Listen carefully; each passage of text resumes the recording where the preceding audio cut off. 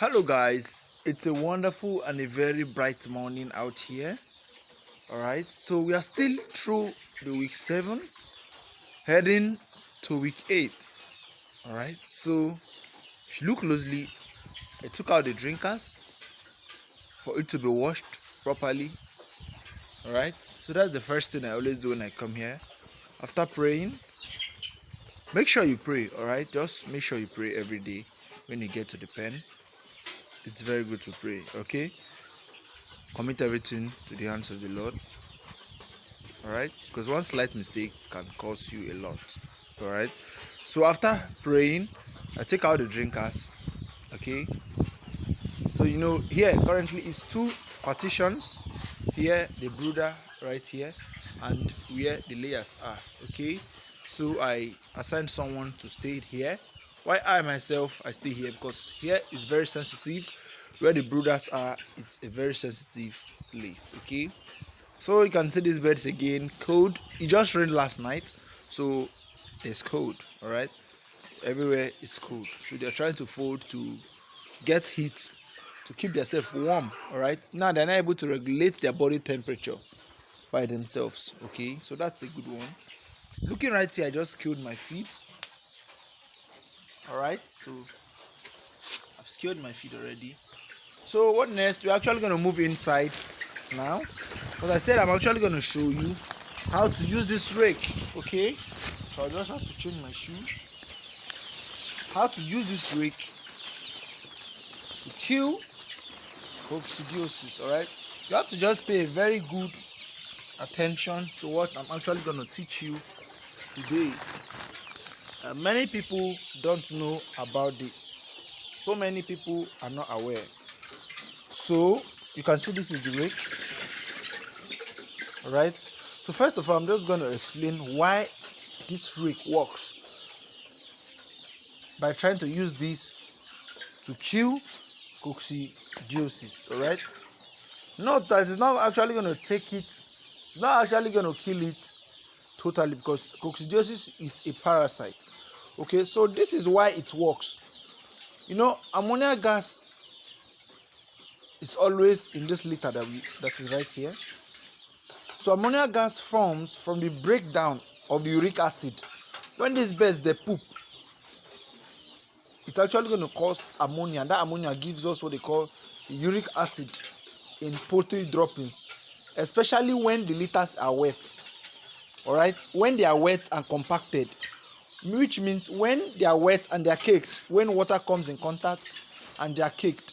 All right, so with the help of this rake, raking helps to accelerate and keep the litter dry. All right, to make it speedy, like when you are turning it, all right, and keep the litter dry, reducing the moisture. When you are frying gari or doing something like that, when you are stirring it, it keeps it drying, despite the fact that the pot is hot. But as you are stirring, it's making it go dry because air is coming in contact with it. All right, reducing the moisture and slowing the ammonia production. When you break it, the production of the ammonia stops. Okay, so it's very simple. And how to do, I'm going to show you how to do this, and today I'm actually going to learn how to do this. First, you're going to choose the right time. Preferably it's done in the morning before feeding your birds. That is the best time. It's done in the morning when the birds are less active. Okay, you can see now you're not fully active, so this is the best time when it's done. So we're actually going to do it in a week 2 to 3 times or more if the litter is wet or smells strongly of ammonia. But you don't have to leave it for it to smell so strong. All right, because when it starts smelling strong, then you should know that you're already in a trouble, already in a very big problem. So it's best advisable not to leave it till it gets sticky and smelly. So now you're going to use a rake, a suitable rake. There are different types of rake. You can use an iron rake, which is what I'm using, and you can use a hard plastic rake, those rakes that are being used in the garden. All right, with stud teeth. You can see mine. You can see how sharp it is. All right. And make sure you try fumigating before you bring it out. I had to dip this in the food bait, but it wasn't captured. All right. So you have to dip it in to disinfect the mouth of this, because I also use this outside the brooder here. Okay. So that is it. All right. So when you are doing this again, you have to be careful, so it's not actually going to injure your birds. Do it properly. Okay.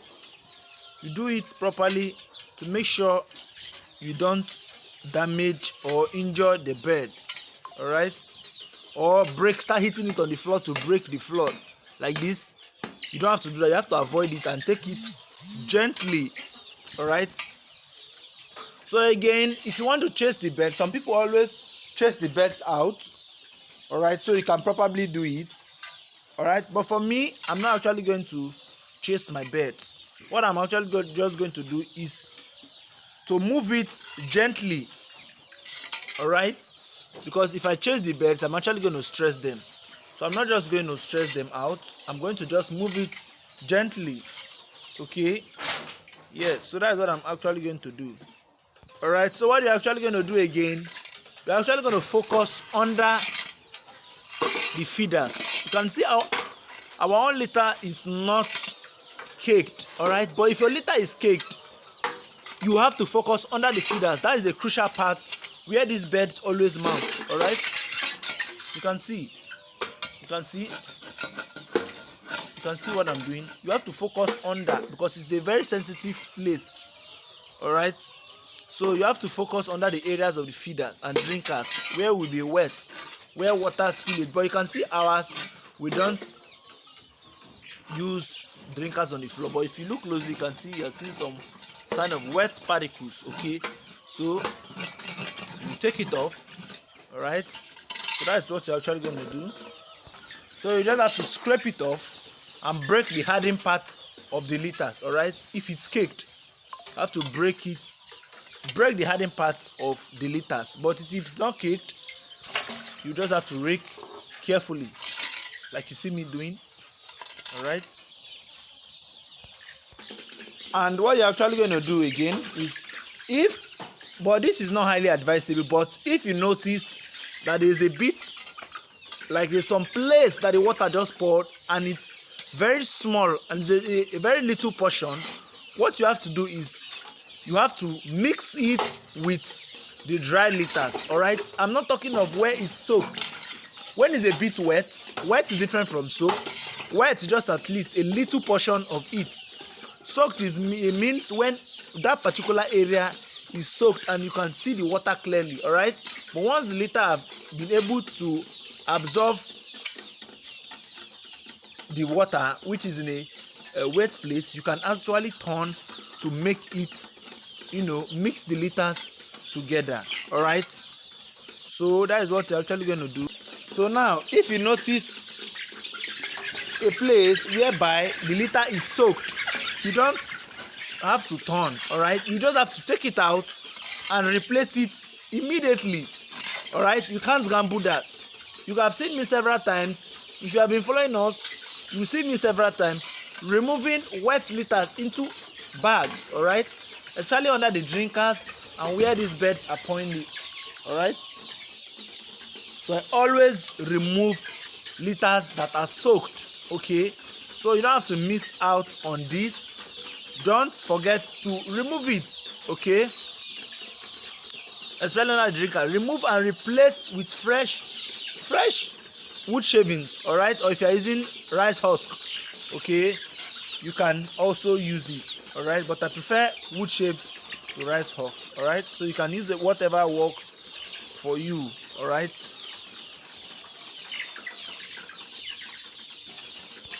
So what else you're actually going to do is, once you are done raking, all right, you have to avoid places like this. If you look closely, you can see this place is low. You can see here it's kind of low. You don't have to leave any holes like this. You leave a place that's high here and leave it low. It's not advisable. All right, because this place, if water pours here, it's actually going to remain here.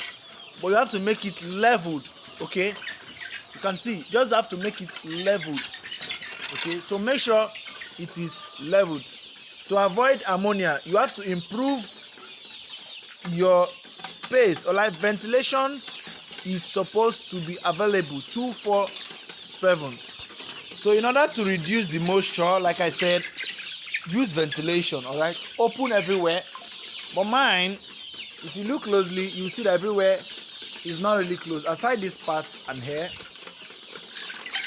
this place is open. All right, even my back currently is actually open. All right, so the ventilation is quite okay. All right, so you have to add charcoal or ash to your wood shaving. All right, it also helps to reduce the ammonia.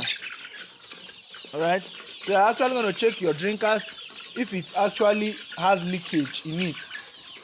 If it actually has leakage in it, you have to just replace it with a new one. All right, so I hope you're understanding what I mean. So signs for you to check, I'm going to give you a few signs to just check to know that your litter is very bad. All right, so the first sign is when its smell is so bad, like you definitely know because you feel it. The smell is so bad, it disturbs your brain. Honestly, it disturbs you. Your eyes begin to blink because of the ammonia is very dangerous, honestly, even to human health.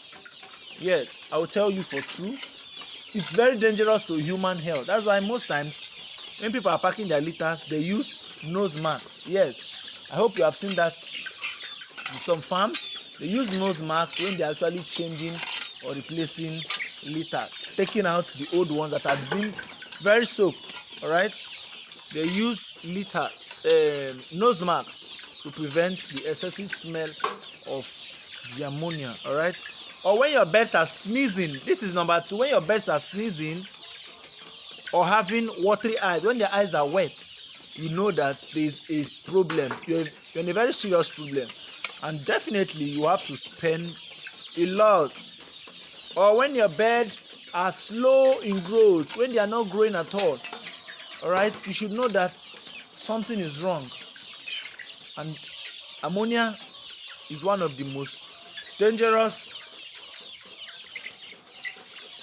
parasites or that allow your birds to reduce the growth of your birds. Okay, ammonia is very dangerous to the health of your birds. All right, just as typhoid and fever is to human beings. All right, so if your birds are on the floor and they are laying, so if you reduce the production, then you should know that ammonia is knocking at the door. All right, so if you have a low production, you should know that there is ammonia, all right, around. Your birds has respiratory problem, CROD, all right, chronic respiratory disease. When they are coughing, I don't know if you have seen a bird cough before, then you should know that CROD is responsible, and only ammonia can cause CROD to birds. So I hope I've been able to show you how to do this. So if you are joining us for the very first time, please do well to like, share, and hit the subscribe button. And if you have been following us for a while now, thank you and keep up the good work. All right,